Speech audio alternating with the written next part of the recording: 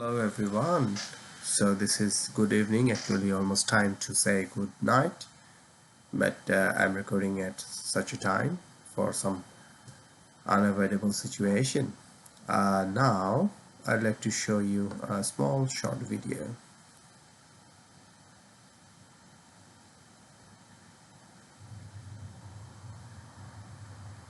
This is a relay race, just like handover.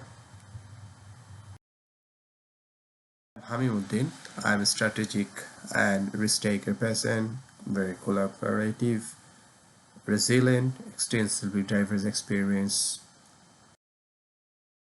22 years experience at senior level government of two countries, military, United Nations peacekeeping.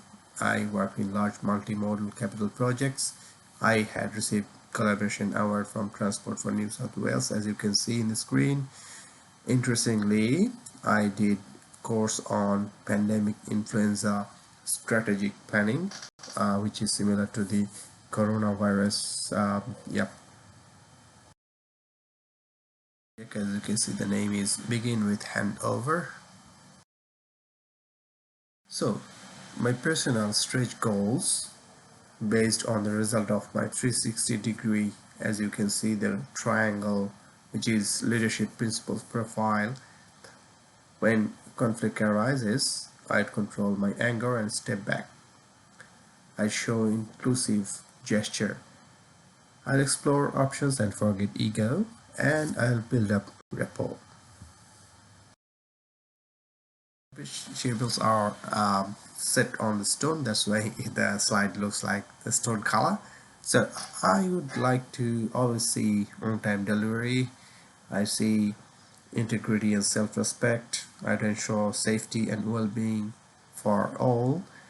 I would always collaborate with all the stakeholders and all parties, and I would ensure value for money.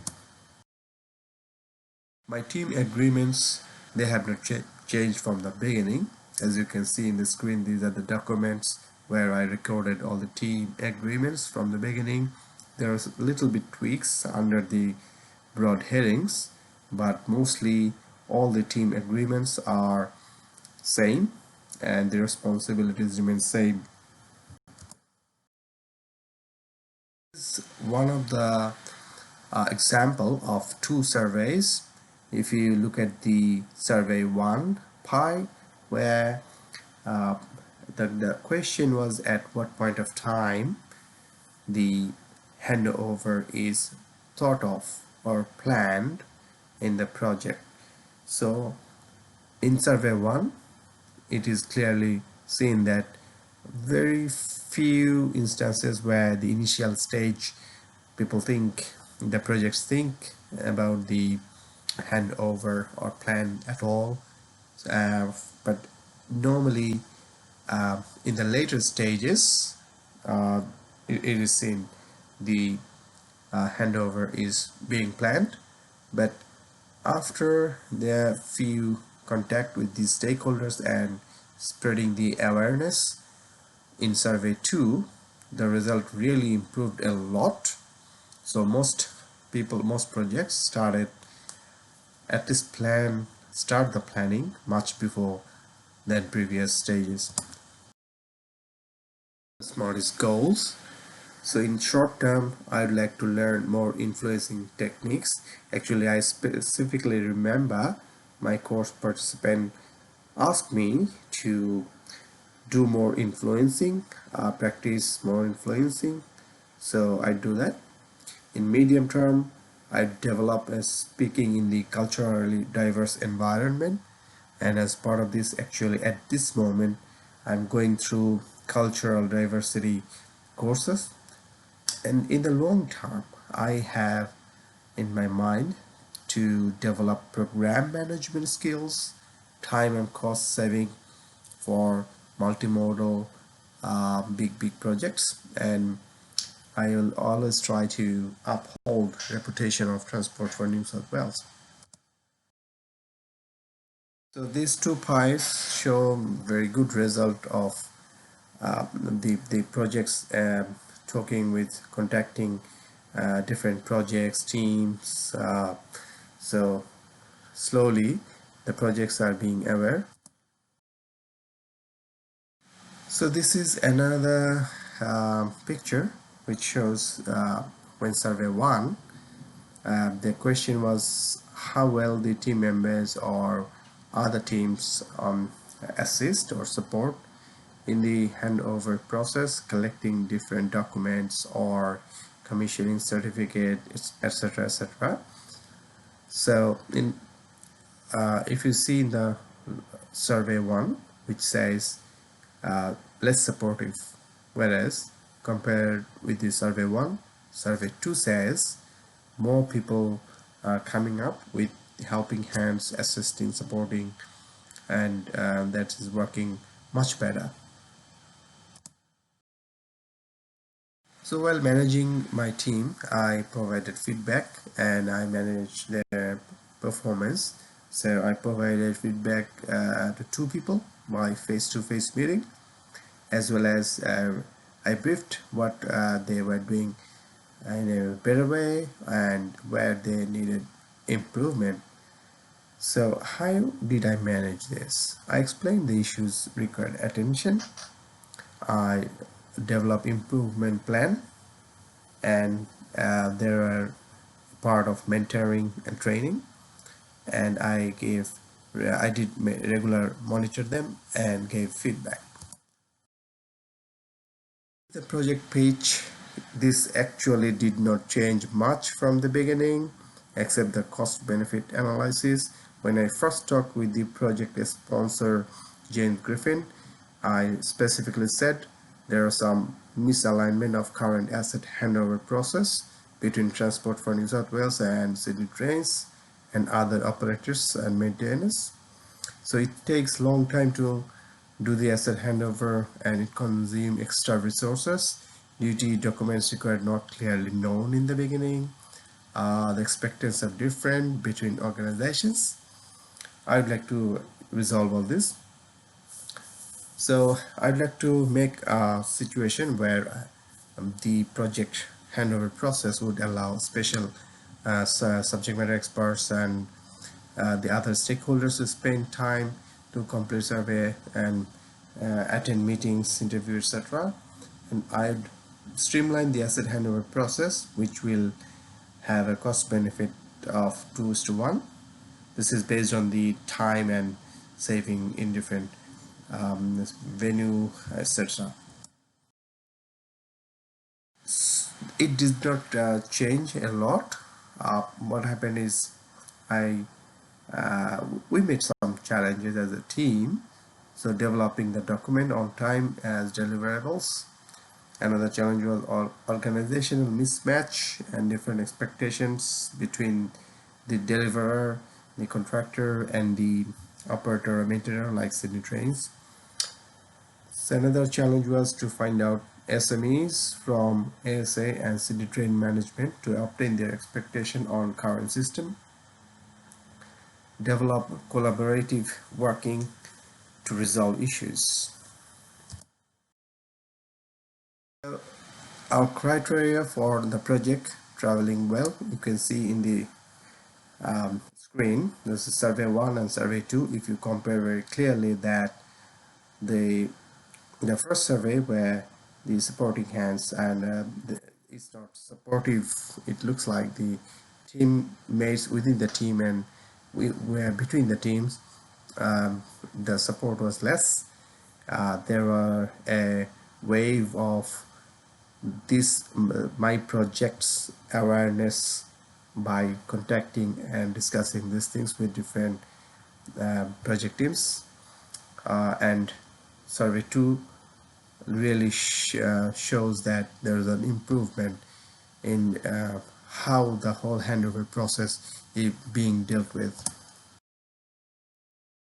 So my team or our team cost benefit analysis mostly focused on the reduced work hours for each of the resources, deputy project manager, technical manager, system assurance engineers, and so on. There is saving from the use of venue. Overall cost reduced by 46% per project and approximately 90,000 saving per project. A screenshot because I could not link it here. The link does not work. This is a screenshot of the top of the RACI chart. Sorry, the cost benefit. So the risk for this project was very indirect because this project and the subject of the project does not require hands-on work, but still indirectly it affects like hazards, slip, trips and falls, electrocution, because the handover of the projects I'm talking about, these are in the electrified rail network with very high voltage electricity. There are other injuries because of the heat and other things, and near miss. So my contingency plan is change priorities, revisit procedures and develop alternate plan, share alternate plan with key stakeholders, listen to the key stakeholders concerns and issues, then get mutual agreement, and then implement all of this. So this is the flow chart how I manage all the challenges and constraints experienced when implementing the project. So the first step is to identify the project, the idea, and convince the senior management, then engage the key stakeholders and obtain mutual agreement between parties, change management to implement the new process, then to target the lack of proper planning, to improve the low employee morale and lack of consensus. So this is the steps used for continuous improvement. So first I do the change priorities for different things, revisit their procedures and plans. I would share the plan with the key stakeholders and make them aware of this. I'd listen to the key stakeholders concern issues, get mutual agreement and implement. The sequence of how I would like to transition this project outcome to business as usual. So as I said, when I talked first with James Griffin, who is the project sponsor, regarding the handover process, he specifically said this is a very sensitive issue and this is overarching uh, the activity between Sydney Trains, other operator and maintainer, Transport for New South Wales, connecting with the asset standard authorities, different standards procedures in light of the international standards as well. So this is a big long-term procedure of asset management. So it's not easy to um, just make a tool, which was my first idea. I actually wanted to develop a tool which would help or assist all the projects in future handover. However, James Griffin asked me to produce a set of recommendations, so that's my first activity.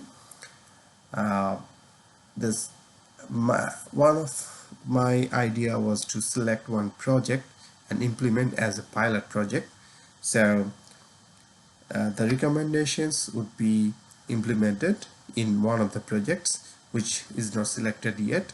This, as I said, this is very sensitive, so this would be this has to be discussed with senior management, both in Transport for New South Wales and Sydney Trains. Then I'll do the briefing to all project managers regarding the recommendations. Then I'll update the handing over process and procedures in consultation with Asset Standard Authority, and there will be periodic review and update of the process. So the payables I have collected since the course began. The course had a very rich things which I could carry forward with me. Personally, I carry with me the 1 minute manager, the transactional versus the transformational leadership concept, the taking other monkeys, and I was very intrigued by the thing left brain works, the how things with big picture, whereas right brain discusses the what, which is the little picture. Professionally, I'd follow the wallet strategy, 16 influencing strategy, as I said before. I practice the influence strategy. For me, I I'll try to use my delegation skills more, and I'll change my leadership style from positional to personal. Well, the recommendation, who else would be benefit from our project? So this project would benefit each project managers and project directors for any future projects. It would benefit Sydney Trains and New South Wales Train Link as well. And at the end, this project would benefit the customers, and also it would benefit me, my organization, and key stakeholders. So I'd like to thank at this moment I to project sponsor James Griffin, my team and course participants, survey participants and key stakeholders, as well as the SMEs. Definitely, I acknowledge the good effort by the coach and facilitator Denise. I thank my manager, peers, and direct reports, and definitely family members. The end of my presentation, so I'd like to welcome any question from you. And well, okay, so as this is a recording, I think you'll not be able to speak directly, but later if you want you can send me questions. I'll clarify. Everyone, for your patience hearing, so please keep in touch, and as I said, this project will help all of you, so thank you.